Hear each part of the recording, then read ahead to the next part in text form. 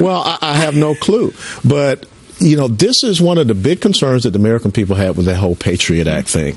That in the wrong hands, the next thing you know, that the government will be out there listening into you and uncovering your names and doing things. And I'll be very honest here with you all. I had conversations with Lieutenant General Michael Flynn, after the election was won. And so I'm wondering, have I been one of these people that have been unmasked out there? I wanted to ask you if you knowingly had been unmasked or if anybody has contacted you. No one has said anything to me, but, you just have to wonder. And so this is why there's such a lack of trust in our government right now. Growing lack of trust. An incredible lack of trust, because this whole Big Brother thing that is going on, and we feel, out there in everyday America, that we don't have any defense. And perhaps the only thing, Julie, that can make the American people feel any better is getting answers to these questions, but also seeing someone held accountable. Mm-hmm. My greatest concern is what was the motivation behind the unmasking? Yeah. Because, unmasking names requested by government officials, that is illegal. Unmasking for political purpose, that is illegal. And this sets a terrible precedent. And I think that is the greatest concern here. And when I'm watching this, also that Senator Lindsey Graham had said he doesn't understand how Clapper could be unaware of the counterintelligence investigation led by the FBI. How is that even possible? It doesn't add up. And I feel that there's a political conspiracy here. Well, absolutely. And the fact that Susan Rice refuses to go and testify before the people, that's what these representatives are. They're our representatives to ask these tough questions. What business was it of her as the National Security Advisor to be a part of this unmasking? And we know that she was once again caught in a lie with this. I guess my big concern also has to do with how many people are on the list of who can see what's becoming unmasked, who can make that request. That seems like a broad list. That seems like a list that has people who might be more politician than leadership or lawmaker. Is it just my take on it, or is that No, true? You should be very concerned about that, because the thing about a national security advisor, that's a person that is appointed by the president. They don't have to go through Senate confirmation. So in some way, shape, form, or fashion, that is a political position. And the only person that really gives the national security advisor direction and guidance is the president of the United States of America. Megan? There are just so many tentacles to this story. Every time I watch one of these hearings with James Clapper, James Comey, or Sally Yates, we're 6 months into this, and I'm waiting for a big revelation. And at this point, I feel like I'm looking for the Loch Ness Monster. I'm on this boat going out every day looking for a sighting. It gets more and more confusing, and it seems more and more politicized on both sides. If, in fact, they used our spies, our national security secrets, for political purposes, it is, in fact, a bigger scandal than Watergate. The problem right now is there's a lot of dancing, there's a lot of spinning on both sides, and it's very frustrating to sit through these things and watch it and feel like nobody's actually telling the truth. Sally Yates, by the way, if Michael Flynn were this big of a problem and you thought he was this dangerous, why did he continue to have national security clearance in the Obama administration? And why didn't you warn our next administration harder? Michael Flynn, you know Harris very well. I have many problems with Michael Flynn. I think he's a grave opportunist and makes a lot of people have problems very stupid mistakes. Do I think he's a Russian spy? No, I do not, because I do think at this point, if he had been, we probably would have had more evidence. So I don't know about you guys, but I don't want to do this forever. And I would like Susan Rice to come down, testify, tell us what she actually knows. So maybe at some point I can get some real revelations. Well, here. And would she be willing to do that behind closed doors? Because some of the pushback has been, well, there's some stuff that she'll say that's classified. I'm fine with that as long as somebody actually knows what the facts are per Susan Rice. I think that's the goal, right? It's not the venue. It should be the goal. And, there's a saying down south, never do something in private that you don't want people to see in public. Yep. All right. Former Director of National Intelligence James Clapper says he still has not seen any evidence of collusion between the Trump campaign and Russia. He and former Acting Attorney General Sally Yates testified before a Senate Judiciary Subcommittee yesterday about Russia's meddling in the 2016 election. Clapper telling lawmakers that he stands by his previous comments. Does intelligence exist that can definitely answer the following question? Where there were improper contacts between the Trump campaign and Russian officials, you said. We did not include any evidence in our report, and I say our, that's the NSA, the FBI, the CIA, with my office, the Director of National Intelligence, that had any reflection of collusion between members of the Trump campaign and the Russians. Is that still accurate? It is. But Clapper did add that he was unaware of an FBI investigation into the matter until FBI Director James Comey announced it at a House hearing in March. Meantime, when Yates was asked the same question, she declined to answer. Watch.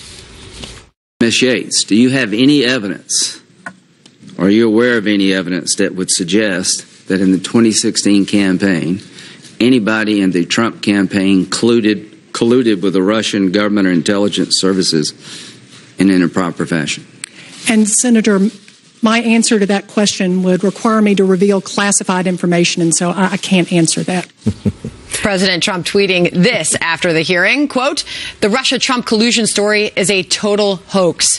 When will this taxpayer-funded charade end?" First, your response to that, Colonel. Well, it's just the same as Megan said. I mean, it's not just the Loch Ness Monster, it's Bigfoot. We keep going out there looking for Bigfoot. There are some serious things that these people need to be looking at. You know, Politico just had a report out about a couple of weeks ago about the Obama administration have secret dealings with this whole North Korean deal. I mean, the Iranian deal, where we actually allowed 14 individuals who were under indictment, for leaking secrets, from the United States over to Iran. Nothing about that. What has happened with those Pakistani brothers who were getting paid close to $200,000 as IT specialists up there for Congress members that were on the House Permanent Select Committee on Intelligence? Nothing about that. So we keep chasing, like this Don Quixote thing. We keep chasing the windmills when we have some real serious national security breaches that these guys aren't looking into. You know what? I could feel the segue. I mean, I know you corrected yourself. I didn't mean North Korea, but they are reportedly getting together militarily at this they point. Are. Right? So I totally get why you went there. Yeah. I think it's interesting, and not saying that he might know more than what he is saying at this point, but I do find it interesting that James Comey's name always comes up as just announcing an investigation, a man who says he doesn't want to get involved politically in anything. In your intro, you said, again, James Comey announced an investigation. I just pointed out.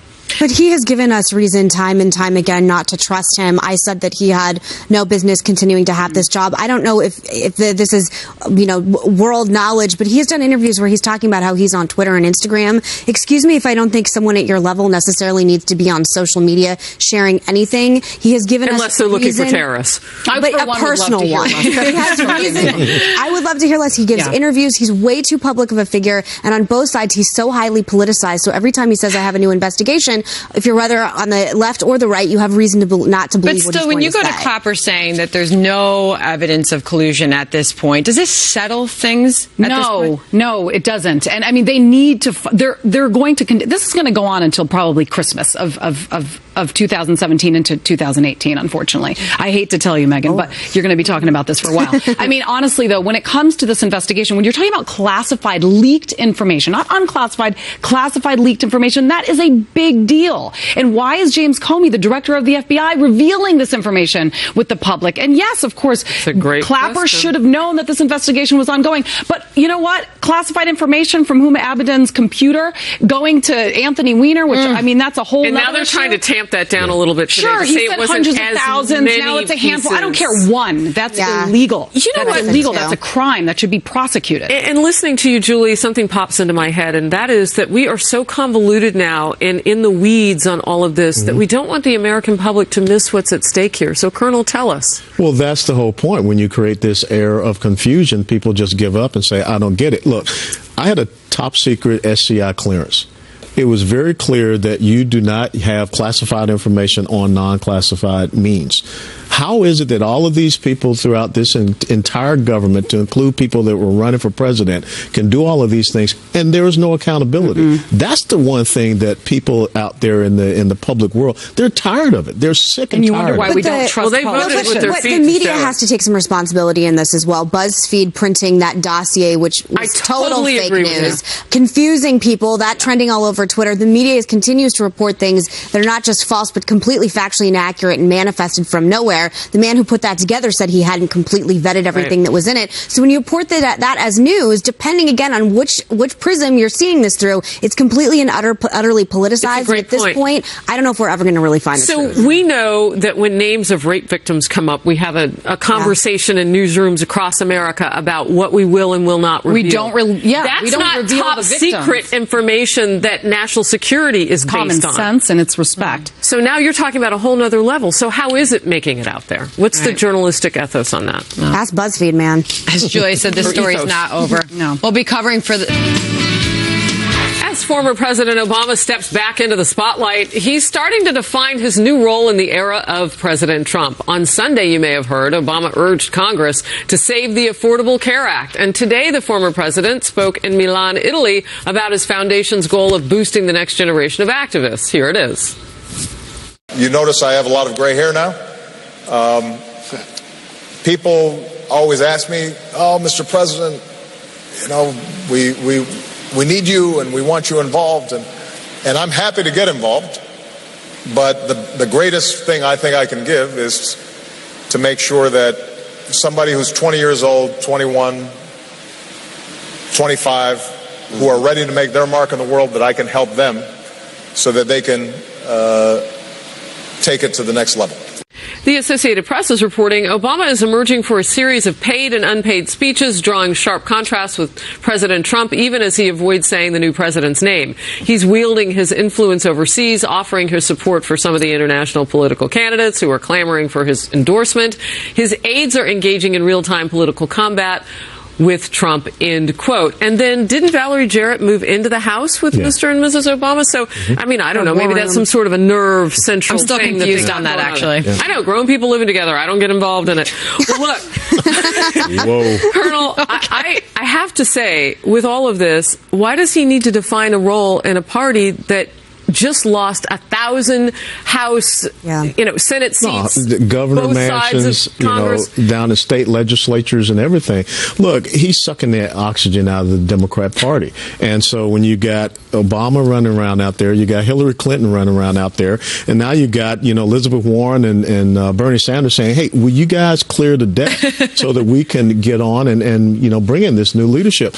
And the more that he is out there, the more he's going to remind people of why they lost all of those elections, and he's going to remind people of the failure of the Affordable Care Act. Or he might be reminding people of that there is no other Democrat out there that anybody knows of, because they don't have anybody like they have no bench. Barack Obama. Hillary Clinton is probably wanting to kick him right now, like, hey, can I have a little bit of the spotlight? I mean, I lost the election, but she's out there and she's got activists that used to work on her campaign that are leading all of these protests against Donald Trump, and she apparently, has been behind a bit of that too. Yeah, but she uses her moment in the spotlight to blame James Comey for her election loss. So I don't know. You say that they're out there, Bernie Sanders and Elizabeth Warren, saying, "Hey, clear the way for the newcomers," but the Democratic Party really has failed to tell us who that is. Who's coming through? Hold on one second, because Obama's senior advisor Eric Schultz had this to say, because it's a great question. The attention surrounding Obama has also magnified the vacuum for new Democratic leadership, a reality that aides say is not lost on the former president. He's acutely aware of when the former president speaks, he consumes a lot of the oxygen, which is what you were just saying, Sandra. He wants to make sure we make room for the next generation of leaders. Well, but he's not growing them. When you are when you are losing all of these seats in state legislatures, House and Senate, you're losing governors' mansions, you're losing House and Senate seats, you're not growing the next generation of leadership. And so I don't see how he's helping. And the other thing that I read about was he's going to go and stand there with Angela Merkel. That's the least thing that we need. This is very confusing that he's interjecting himself in foreign policy. So, Megan, there just isn't another president behind him in the Democratic Party who's willing to slow down the news. I know, I'm a betting woman. I like to gamble. I said right after the election that President Obama was going to be our most bitter modern day ex-president ever. I got a lot of heat. I wish there was a way for me to monetize this and bet on it, because I think I've already been proven right a little more than 100 days out of office. He can't handle the idea of anyone coming up behind him, any new legacy. Elizabeth Warren and Bernie Sanders both came out hitting him hard for taking $400,000 from Wall Street for his speeches. He can't take it. He can't take any anyone being a bigger celebrity than him. I actually don't know if he wants new, hot, interesting leadership to come up in the Democratic Party, because then it's just a greater example of how his legacy is pretty much unraveling at this point. Obviously, Republicans and independents universally rejected him in this election, but right now, the Democratic Party is morphing in the image of Bernie Sanders and Elizabeth Warren, which is not his image. So can you imagine sitting That's here great being for Republicans, hope and change, I'm a post-everything president, except actually you ushered in the presidency of a populist phenomenon from the likes we've never seen. And also, by the way, your up-and-coming party, especially millennials, are more socialist than they are Democrats. An opportunity, Julie, for Republicans. Scary. An opportunity. Yeah, here. I mean, he is. He's handing over the next election to Republicans because he is not obviously in the running, and who he needs to be nurturing. And I agree with you that he needs to be lifting up the next superstar. And but it's also a messaging opportunity, which is where you say sometimes the GOP falls down. I mean, they could reach out to the people in the gap. But if the Democrats need no other reason to know not to hitch their wagon to the Obama legacy, everyone he endorses loses, unless apparently you're in France. Yeah, and Elizabeth Warren and Bernie Sanders, they're not the next superstar. Like, FYI. All right. Well, yes. Something else that caught our eye at yesterday's hearing involving James Clapper and Sally Yates. The former DNI chief indicating that Huma Abedin's decision to forward emails from her boss, Hillary Clinton, to her husband, Anthony Weiner, may be an offense that could be referred to the Justice Department as a possible crime. While Clapper never specifically talked about Abedin and Weiner, Senator Ted Cruz asked him about a hypothetical that fits the case. Watch. What would you do at the DNI if you discovered that an employee of yours had forwarded hundreds or even thousands of emails to a non-government individual, their spouse, on a non-government computer? Well, I'm not an investigatory or prosecutorial element, but if I were aware of it, I would certainly make known to the appropriate officials that was going on. Whatever the potential transgression was, if there were sufficient evidence of a compromise, we would file a crimes report. So, Colonel West, I have two questions for you. Number one, what's the holdup then, if this is in fact a crime? And number two, at what point are the Clintons actually going to be held accountable and live by the same laws that you and I sit here abiding by? No, you're absolutely right. The holdup is unimaginable because this is without a doubt a criminal offense. And the fact that we continue to have this us versus them, this political elite that can do whatever it seems that they want to do and fly in the face of all reality and the rule of law when it comes to handling classified material is beyond me. Not too far away from where we're sitting right now at Staten Island, Major Jason Bresler, United States Marine Corps. The United States Marine Corps brought him up on charges, and they were going to kick him out of the Marine Corps because he sent an email over non-classified means, classified information, to warn the Marines about an Afghan police chief on a forward operating base that had ties to the Taliban. Now, the Marine Corps did nothing about, the information that he was trying to warn them about. And in the result, 3 Marines end up losing their lives because of the AK-47 from that police chief that was used to gun them down in the gym on that forward operating base. So here was a Marine trying to protect other Marines in a combat zone, and the Marines went after him for sharing that classified information. But yet we have Huma Abedin, we have Hillary Clinton with this private email server that handled classified information, and nothing happens. Wow. This is the disgust that we have in our country. And furthermore, the example that shows to the men and women in uniform, what message are we sending? I hope people are listening closely to that example. It's sad. I think sometimes we lose that headline and all of it, and that is a great example. With Huma Abedin, and look, we can talk about it, we can joke about it, we can talk about the tawdry nature of it, but the fact of the matter is her husband was completely bribable. Oh, yeah. That's the problem for me. It isn't so much that she couldn't think beyond the point of being so busy that she had to upload things that he could print for her because, my husband's going to help me out in this endeavor of my career, which is fine. Love is love. My point is he was hooking up with whom? Online? I mean, people knew that he was doing this. Underage. This is horrible. He's completely bribable. And now we have information But Gerald Flynn is bribable. Yeah. Yeah. Well, I think the question remains, if Huma Abedin weren't someone who had just gone to the Met Ball last week, sort of a darling of the left-wing media, especially in like fashion circles, if this were an average staffer for, say, Dick Cheney, I think they'd be sitting in jail right now. But for whatever reason, Hillary Clinton and her staff are just immune to living by the same laws that the rest of us do. We had somebody on this couch last week, Marie Harf, who asked the question, weren't these emails retroactively classified? And we all said, are we still in that conversation? So anyway, I was going to ask you, Julie, Cruz went on in that back and forth there to say, should this kind of situation be prosecuted? Clapper responded, it's difficult to do that.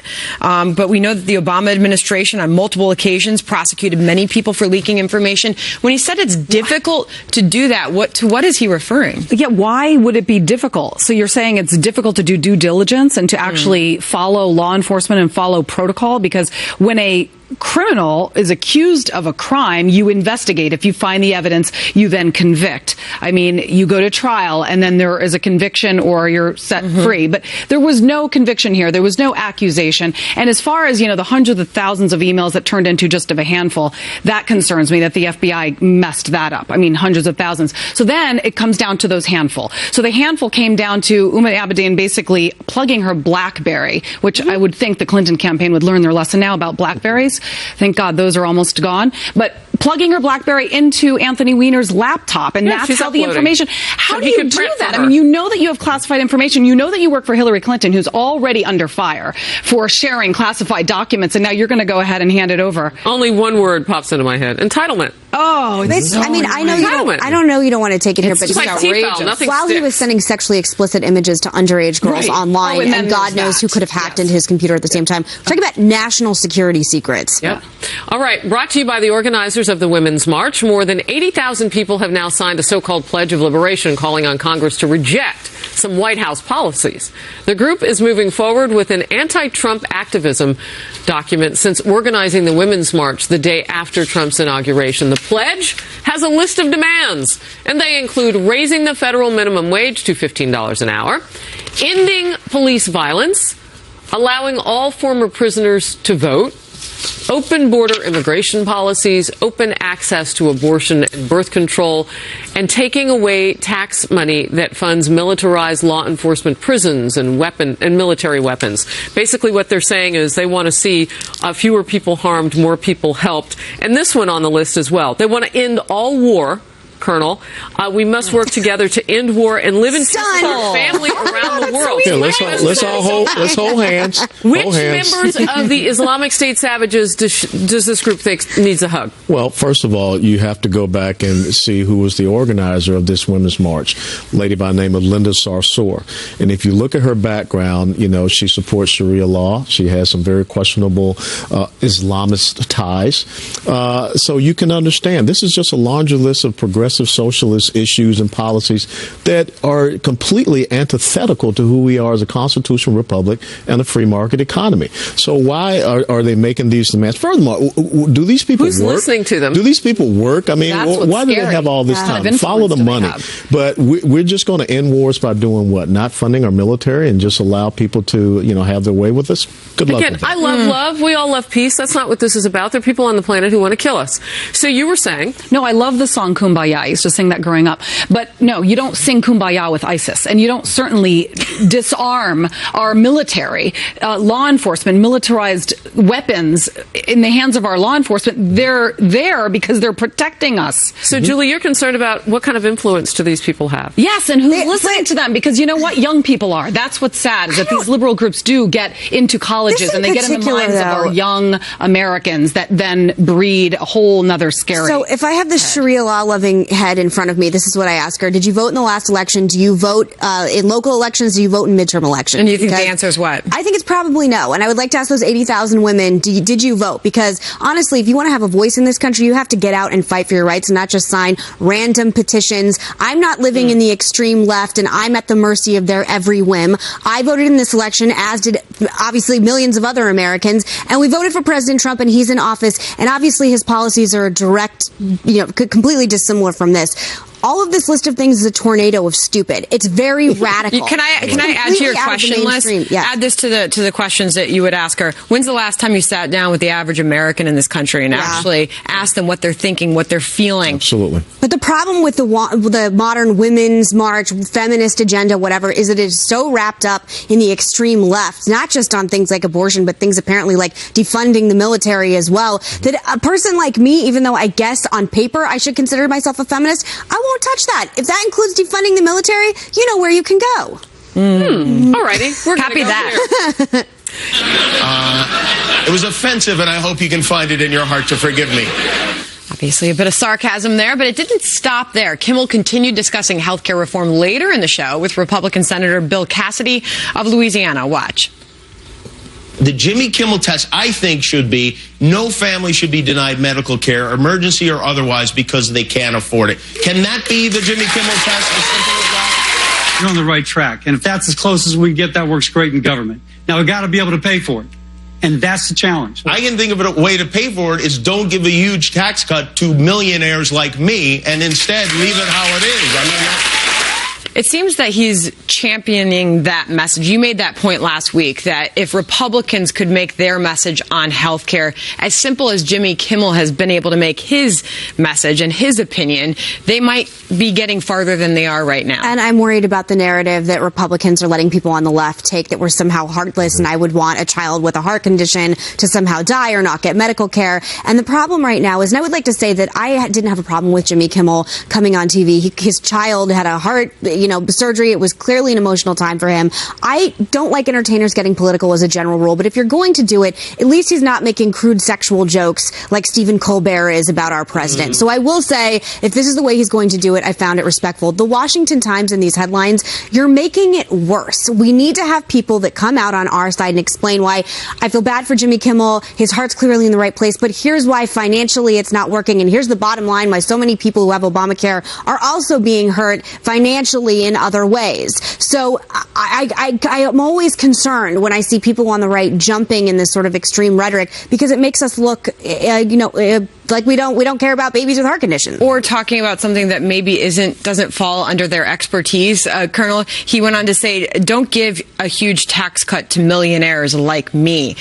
He said, and it just makes me wonder: do you know the effect that tax cut has on the economy? Have you researched the way the economy works and what that can do? Have you looked at both sides? Yeah, absolutely. Probably not. He cannot start dictating tax policy based upon his own individual experience. There are 300 he's welcome to pay mine. Yeah, and also, if you look down on your IRS form, there's a little box where you can check, and you can send additional money to the Internal Revenue Service on your own, but you don't make that policy for everyone. Look, we got the S-CHIP program, so no child in the United States of America goes without health care. We have Medicaid, we have Medicare, everyone is covered. But the thing is that when we have Obamacare, which is a gross expansion of Medicaid, how do we pay for that? We're just not able to pay for those things. So I think we have to be very careful for these late night comedians to all of a sudden believe that they can jump into the realm of policy. He seems to be running with us. Yeah, it's interesting what you say, too. It's about time and place and the discussion that can really be had. So if people are looking at that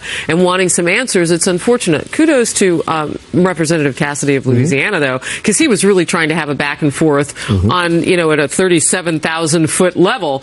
But I don't think you could argue the particulars of which states are doing Medicaid expansion and how we get to phase 3, and that's where across markets could come in and people could find better deals on health care. That's not the purpose of that show. No, but that's what I'm saying. If he's going to wade into the deep end of the ocean, take a life jacket with you so we can really get deep with the issue. President Obama tweeted to him, many lawmakers came out, they want to make a Jimmy Kimmel amendment that no and child would have. What would that look like? But I'm just saying, when you're talking about the narrative on the left, specifically when it comes to repeal and replace, and I have been very critical of the way this was rolled out, they are winning right now. And it's not the truth. As we said, I referenced Mary Catherine Ham's piece where she talked about her disaster experience as a widowed mother of 2 with Obamacare. These are the stories we need to put front and center. And instead, we're letting people on the left, comedians, celebrities, co-opt things. And as you said, I don't know enough about Jimmy Kimmel to know if he's knowledgeable enough. I know that I'm not watching the show. Nobody's saying he's not. But regarding the tax plan that you're mentioning, obviously, if he wants to give all his money away, by all means. I don't have a problem with him actually using his platform to express his